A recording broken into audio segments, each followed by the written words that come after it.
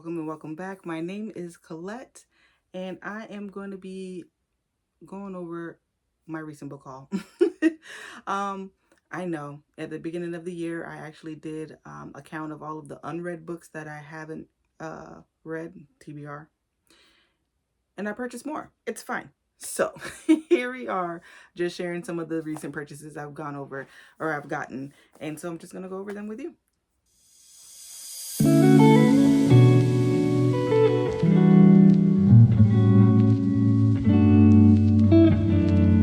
All right, so the first book I wanted to start with is going to be At the Waterfall by Smardline S. So I wanted to start with these first two books because I got them at Scribbles, which is a bookstore here in Fort Pierce, Florida. And so they only sell autographed books, which I thought was pretty cool. I actually found out about it from another booktuber I was watching. She was talking about Scribbles, and then I found out that Scribbles was actually here in the same city. Ain't that something? So, I got this book from At the Waterfall by Smardline S. I know I am butchering your name. I'm so sorry. But yes, this is the book, and it's about two strangers, one cabin, a summer fling. Grief and fear aren't strangers to Jake and Mia. Jake, a climber addicted to control, lives for the next thrill but avoids love at all costs. He has his rules. Never sleep with the same girl twice, no exchanging names, no staying over, can't risk anyone catching feelings. That is until he's forced to share a cabin with Princess and her no noise before 8 a.m. rule. Mia, a writer, is looking for peace and quiet to rediscover her passion and honor her mother's last wish. Now she has to put up with Mr. Hot and Asshole, constantly disrupting her beauty sleep with his blunder. Spending more time together, their frustration turns into attraction. Lazy mornings at the waterfall lead to tender gazes and soft touches. Their connection is anything but casual and dangerously like falling. It threatens to shatter Jake's walls and make him face his deepest fears, while Mia risks falling for someone who might never reciprocate her feelings. As summer ends, Jake must either confront his feelings or let Mia leave with a broken heart, shattering his own in the process. So I thought this was super cute. If I'm not mistaken, this is on Kindle Unlimited. I could be wrong, but I'm pretty sure it's on Kindle Unlimited. It came with, you know, a little sticker with it. It also came with a little bookmark, and then the signature here. And then the other book I got from Scribbles was Dating Dr. Dill by Nisha Sharma. Now, again, this book, this is the end page. I thought this was super cute. It's pretty dark. I hope you can see it. This book I read like years ago, but I absolutely loved it. This is signed by her, obviously. Again, all their books are signed by the authors. You can take a look at their catalog. I'll make sure to link Scribbles below so that you can take a look at their catalog. I thought it was pretty cool, a cool idea, a cool concept, because for myself or for many other people who don't go to book conventions or anything like that, you're unable to get signed or autographed books, and it's hard to come by. So the fact that they sell them like that, and they're reasonably priced. I can go on Amazon and get this book for $20, a paperback. Or I can go on Scribbles and get this book signed paperback for the same price. I'm just saying, what's the harm? So Dating Dr. Dill was one of my top reads a couple years ago. I really enjoyed this story. This follows Karina and Dr. Prim Verma. Dr. Prim doesn't believe in love. He thinks that it's just a chemical reaction in the body. And, you know, it goes from there. It's beautiful. It's funny. It's witty. I thoroughly enjoyed it. I love a good Indian romance, or let's say Southeastern Asian, right? Because I don't want to just call them all Indian. They're not all Indian, right? But fantastic book. I thoroughly love this. Fantastic romance. I think you will enjoy it. Dating Dr. Dill. This is going to go on my bookshelf. So progress. That book I hadn't read, At the Waterfalls, but this one I have. So I get to put her on the bookshelf. Progress. All right, the next book I have, I want another round of applause. Thank you so much. Daggermouth, which you would have already heard me speak about. This was my top book of February. I was trying to get the signed edition from Scribbles. That thing sold out like that. So I just went to Books A Million and I got this. I know a lot of people are having difficulty finding physical books of this book to actually read. So I just went into my Books A Million here, and I was able to get it. This yeah. I'm happy for that because I know a lot of people have been having such difficulty getting a hold of this book. So Daggermouth, again, if you didn't know, Daggermouth is a dystopian dark romance, sorry. And this follows Shadera and Grayson as they delve into political takedown and possibly liking one another and sexual attraction. Doesn't it sound like a great time? It is. I know this book is on Kindle Unlimited. Again, at the time of the release of this video, you might want to double check. But right now, while I'm recording it, which is, what is today? April 5th. Sorry, April 5th. At the time of this recording, this book is currently on Kindle Unlimited. So if you want to go ahead and check it out, if you have Kindle Unlimited, here you go. Daggermouth by H.M. Wolfe. All right. She's going on the shelf. Yeah. The next book I have is Sweet Heat by Bolu Babalola.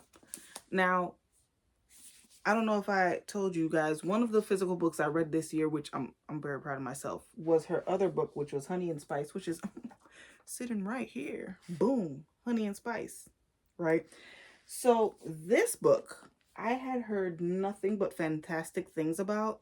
I got it because people were raving about it. So they were saying that they loved that book so much, Honey and Spice, and how it ended was pretty much up in the air, right? They were in college or whatever be the case. This is supposed to be like maybe 8 years in the future and they're meeting back up as adults. They haven't interacted much or kept in contact. I do believe they were each other's first love. And so them as adults, can they figure it out? Can they get it together? But let me just read you the synopsis. It says, two exes, one summer wedding, and zero chance of escaping the heart. 28-year-old Kiki Banjo hosts the popular podcast The Heartbeat, solving romantic conundrums and dishing out life advice. Behind the mic, though, career setbacks and a devastating breakup have left her hanging on by a thread. As she's preparing to be the maid of honor in her best friend's wedding, everything starts to unravel, and Kiki is left wondering if she ever had the answers. Then Kiki finds herself face to face with the best man, her ex-boyfriend Malachi. I really, really, really liked Malachi, by the way. I highly recommend reading Honey and Spice if you haven't. Fantastic book. The smooth-talking, absurdly handsome, annoyingly perceptive man who stole her heart and then shattered it. I guess we're going to get into how he shattered it because it wasn't shattered when we finished that book. I'm intrigued. While Kiki's approaching rock bottom, Malachi has been on the rise as a filmmaker, and now they have no choice but to play nice until the wedding is over. Both are hell-bent on ignoring the smoldering chemistry between them, but as they navigate the chaos of wedding plans, career ambitions, and Kiki's growing fears about the future, they can't ignore the spark that's only getting hotter. They just have to get through the summer, so why does it feel like playing with fire? Get ready to laugh, swoon, and lose yourself in this irresistible second chance romance from best-selling author Bolu Babalola. Yeah, I know I'm going to eat this up. Sweet Heat, Bolu Babalola. I'm going to be reading this, I'm pretty sure, before the second quarter is out. All right, so the next two books that I have, I actually got with Book of the Month. I canceled my Book of the Month subscription. I realized that I'm paying for the subscription, which there's nothing wrong with the subscription, by the way. If you want new books, typically if you don't know about Book of the Month, typically they have new releases for you or the most anticipated releases for the month. You get about 5 or 6 options, and then you get to pick whichever one you want to have sent to you.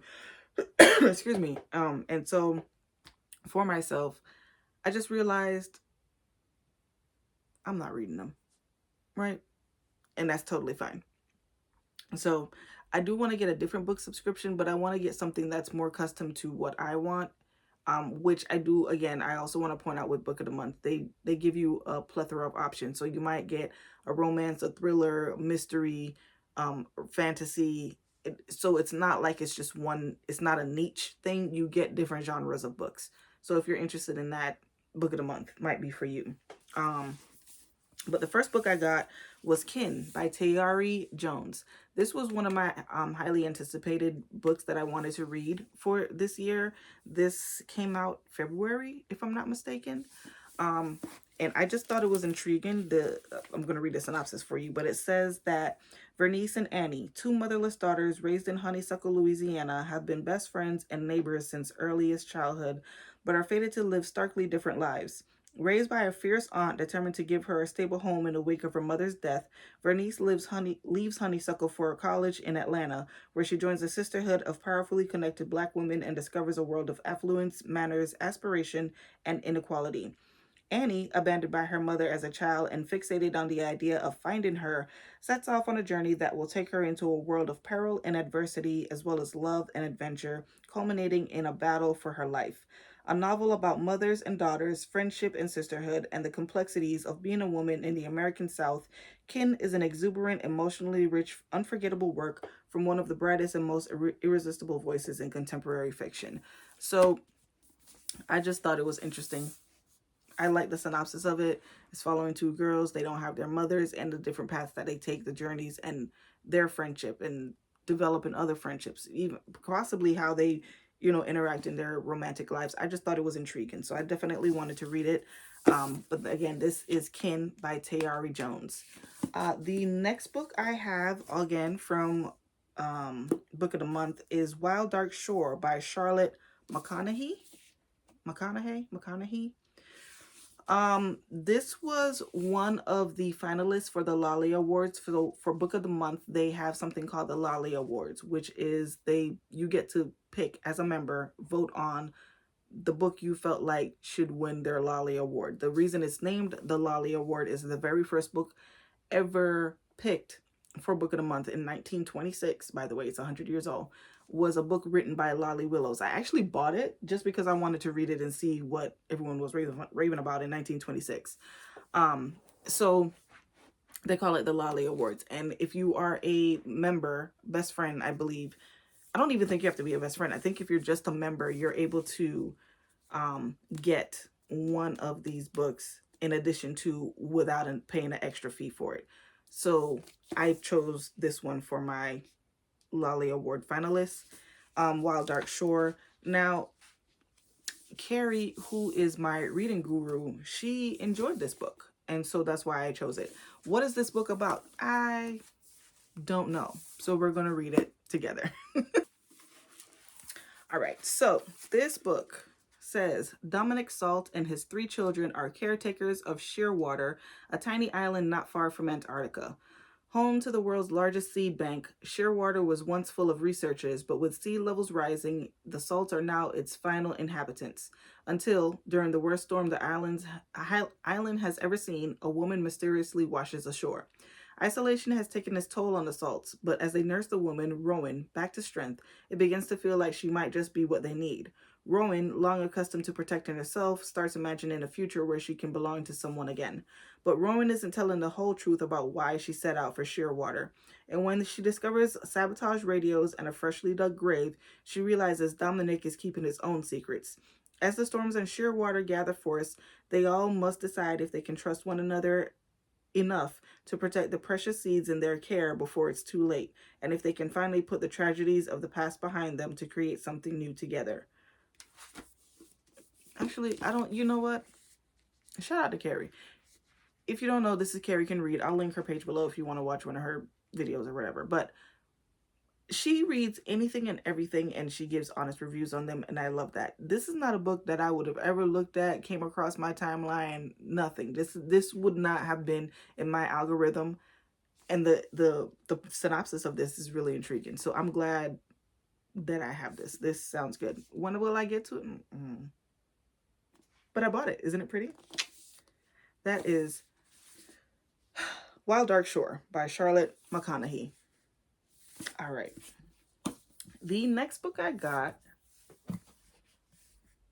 we're almost done, y'all. I only have 2 books left. The next book I got was from Book Outlet.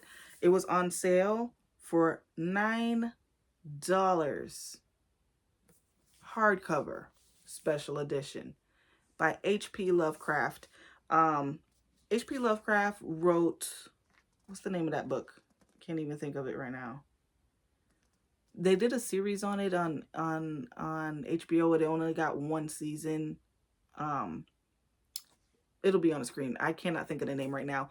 But because of that, I wanted to read the additional work from this author. So H.P. Lovecraft special edition. It has the sprayed edges and everything. $9. This is a bunch of stories, if I'm not correct, if I'm not tripping. Yeah, it says, since his stories began to appear in the magazines such as Weird Tales in the 1920s and 30s, H.P. Lovecraft and his vivid imagination has been entertaining generations of readers with tales that both drew upon and pushed the boundaries of the genres of horror and science fiction. Filled with suspense, amazing creatures, and sensationally scary scenarios, this chronologically ordered collection of his short stories and novellas demonstrates the power of Lovecraft's ability to thrill and entertain. So yeah, it's a collection of his short stories. The end paper is gorgeous. This looks like Vecna. If you watch Stranger Things, you know what I'm talking about. I hope you can see it.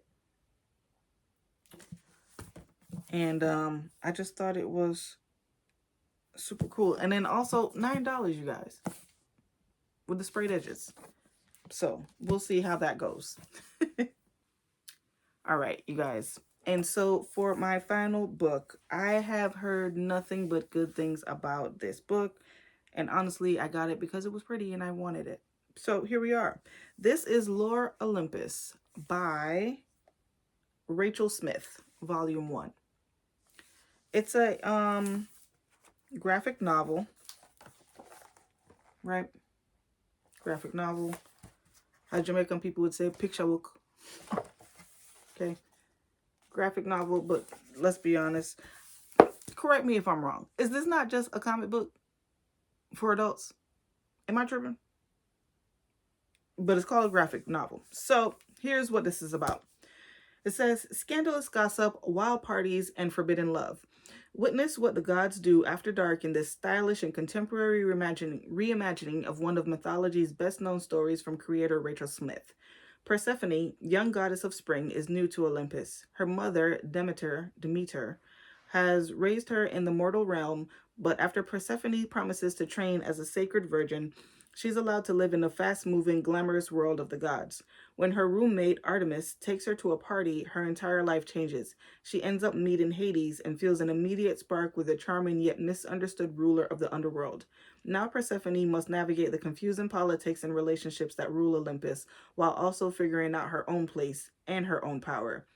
This edition of Smith's original Eisner-nominated webcomic, Lore Olympus, just want to point it out, Lore Olympus features a brand new exclusive short story and brings the Greek pantheon into the modern age in a sharply perceptive and romantic graphic novel. So yeah, there are multiple books because this is volume 1. I know there are other books because I've seen people with other books with this collection, but I was intrigued by it. I really thought it was just pretty, but I like Greek mythology, so I just wanted to see the retelling and how they went about doing this, so I got this book as well.